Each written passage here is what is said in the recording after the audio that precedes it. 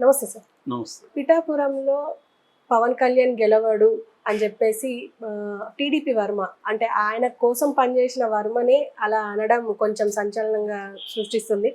అయితే ఏం జరగబోతుందంటారు అసలు పిఠాపురంలో? పిఠాపురం గురించి మళ్ళీ ఒక్కసారిగా ఈ మధ్య ఒక 3-4 రోజుల నుంచి వార్తలు వస్తున్నాయి. అందులో వర్మ పవన్ కళ్యాణ్ గెలవడం కష్టమే అని చెప్పినట్టుగా ఒక వీడియో వైరల్ అవుతుంది. నిజానికి ఆయన నిన్న మీడియాతో మాట్లాడాడు. మీడియాతో మాట్లాడినప్పుడైతే ఇదేం మాట్లాడలేదు ఆయన. ఖచ్చితంగా పవన్ కళ్యాణ్ గెలుస్తాడు. అయితే పవన్ కళ్యాణ్ ఓడించడానికి అనేక కుట్రలు చేస్తున్నారు. ఆల్రెడీ పిఠాపురంలో అల్లర్లు జరిగే అవకాశం ఉంది కౌంటింగ్ టైంలో అని ఇంటెలిజెన్స్ వర్గాలు కూడా ఈసీకి రిపోర్ట్ ఇచ్చాయి. కాబట్టి ఇక్కడ అదనపు బలగాల్ని పెట్టాలి అనేది ఆయన డిమాండ్ చేశాడు. అట్లాగే ఎస్పీ సతీష్ కుమార్ను కూడా ఆయన కలిసి ఒక విన్నపం కూడా చేశాడు. ఇక్కడ పోలీసు బలగాల్ని ఎక్కువ పెట్టాలి, ఎందుకంటే వాళ్ళకి ఓడిపోతామని అర్థమైంది వైసీపీ వాళ్ళకి, అందుకని వాళ్ళు అల్లర్లకు ప్లాన్ చేస్తున్నారు, కౌంటింగ్ సరిగా జరగనీయకుండా చేయాలనేది వాళ్ళ ప్లాన్ అనేది ఆయన ఆరోపించారు. అయితే ఒక వీడియోని వైసీపీ మాత్రం వైరల్ చేస్తుంది. అందులో ఆయన మాట్లాడుతున్నది ఏమంటే పవన్ కళ్యాణ్ గెలవడం కష్టమే అనేది మాట్లాడుతున్నాడు. అది మామూలుగా ఆయన ఏ కాంటెక్స్లో చెప్పాడు అనేది తెలియదు. దాన్ని ఇంతకు ముందుగా కూడా వచ్చినప్పుడు కూడా ఆయన చెప్పాడు పవన్ కళ్యాణ్ గెలవడం కష్టమే అంటున్నారు వాళ్ళు అనేది చెప్పాడు ఆయన. దాన్ని వరకు కట్ చేసి పవన్ కళ్యాణ్ గెలవడం కష్టమే అని అనడం, దాన్ని వేరే వాళ్ళ నవ్వులు పోస్ట్ చేయడం, ఇది చేస్తున్నారు. సో ఇది నిజానికి డీప్ ఫేక్ కూడా ఏం కాదు, ఎవడైనా చేయొచ్చు దీన్ని, మామూలుగా ఎడిటింగ్లో జరిగిన ఇది. సో అది వైసీపీ వాళ్ళు చేస్తున్నారు. నిజానికి ఇప్పుడు చేయాల్సిన అవసరం ఏం లేదు, ఆల్రెడీ అయిపోయింది. ఇప్పుడు ఆయన గెలుస్తాడన్నా గెలవడన్నా జరిగేదేం లేదు అక్కడ. కానీ ఇంకా దాని మీద చేస్తున్నారంటే దీనికి ఒక కారణం బెట్టింగ్. సో బెట్టింగ్ల కోసం ఇప్పుడు ఏం జరుగుతుందంటే, బెట్టింగ్లు ఆల్రెడీ తెలుగుదేశం గెలుస్తుందని నేను బెట్టింగ్ వేసాను అనుకో, మా వాళ్ళ దగ్గరనే మళ్ళీ వైసీపీకి గెలుస్తుందని వేయించడం అనమాట. సో ఎక్కడ ఎక్కువ డబ్బులు వస్తున్నాయి చూసుకొని దాని పుకార్లు క్రియేట్ చేస్తే దాని ఇప్పుడు నేను తెలుగుదేశం అక్కడ ఓడిపోతుందని పుకారు క్రియేట్ చేస్తే అందరూ కూడా వైసీపీ గెలుపు మీద పెడతారన్నమాట. సో అప్పుడు డబ్బులు నాకు ఎక్కువ వస్తాయి. సో ఈ టాక్టిక్స్ ఇప్పుడు అందుకనే ఇక్కడ రకరకాల పుకార్లు క్రియేట్ అయింది. రీసెంట్గా ఏమైందంటే చంద్రబాబు ఓడిపోతాడన్న పుకారు ఒకటి బాగా క్రియేట్ అయింది. రెండవది పవన్ కళ్యాణ్ ఓడిపోతాడని, బెట్టింగ్లు కూడా పవన్ కళ్యాణ్ మీద తగ్గిపోయాయని, ఇలాంటి ఒక పుకారు క్రియేట్ చేశారు. అందులో భాగంగానే వర్మే ఓడిపోతాడని చెప్పాడు. ఆయన చెప్పడం ద్వారా పవన్ కళ్యాణ్ ఓడిపోతాడు అని ఎవరైనా బెట్టింగ్ కాసుంటే, గెలుస్తాడని బెట్టింగ్ కాసుంటాయి, ఇప్పుడు ఓడిపోతాడని చెప్పడం ద్వారా రివర్స్లో ఎక్కువ బెట్టింగ్ వస్తుంది.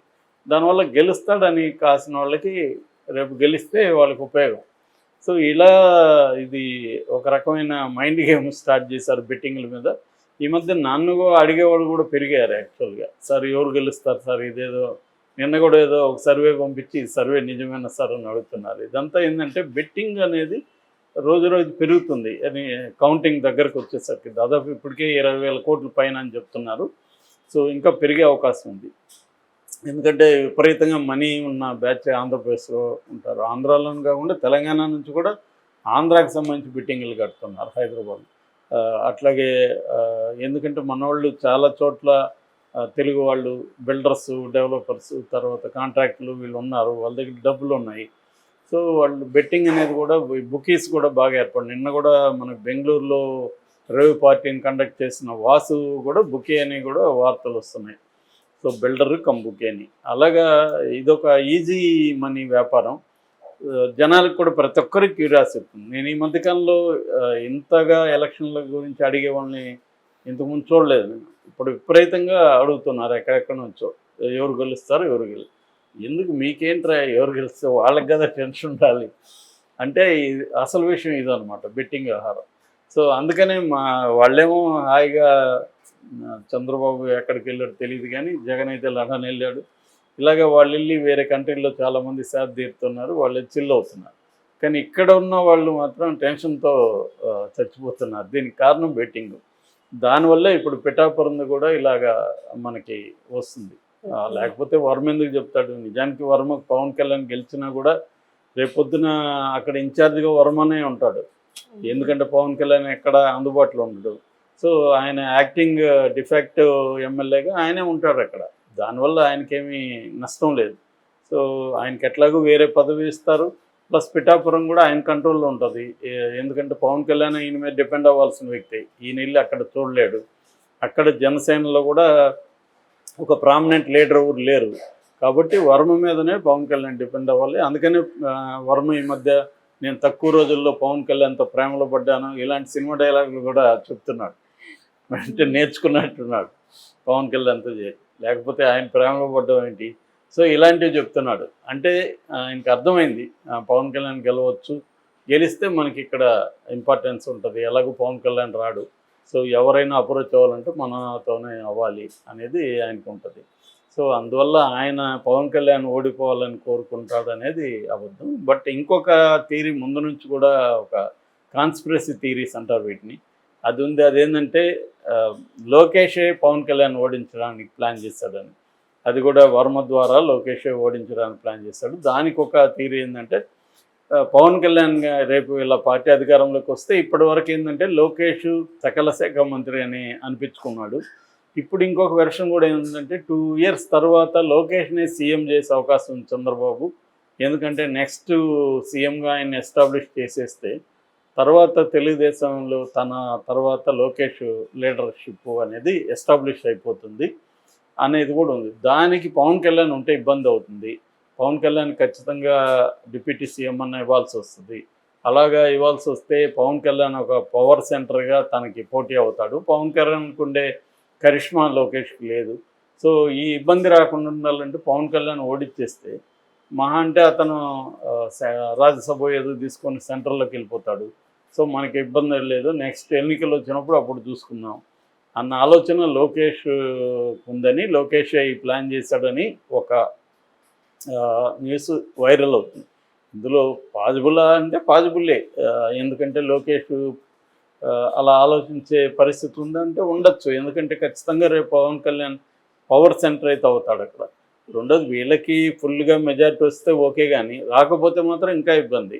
అంటే పవన్ కళ్యాణ్ మద్దతుతో లేదా బీజేపీ మద్దతుతో గవర్నమెంట్ ఫామ్ చేసే పరిస్థితి వస్తే మాత్రం వీళ్ళ కంట్రోల్ అన్నిటి మీద ఉండదు. ఏ పాలసీ డెసిషన్ తీసుకోవాలన్నా పవన్ కళ్యాణ్ కూడా గ్రీన్ సిగ్నల్ ఇవ్వాల్సి ఉంటుంది. అతను చాలా వాటికి ఇవ్వలేదనుకో అప్పుడు ఇబ్బంది అవుతుంది. ఇప్పుడనుకో ఏ నిర్ణయమైనా వీళ్ళకి అనుకూలంగా వీళ్ళిద్దరూ తండ్రి కొడుకులు తీసుకోవచ్చు.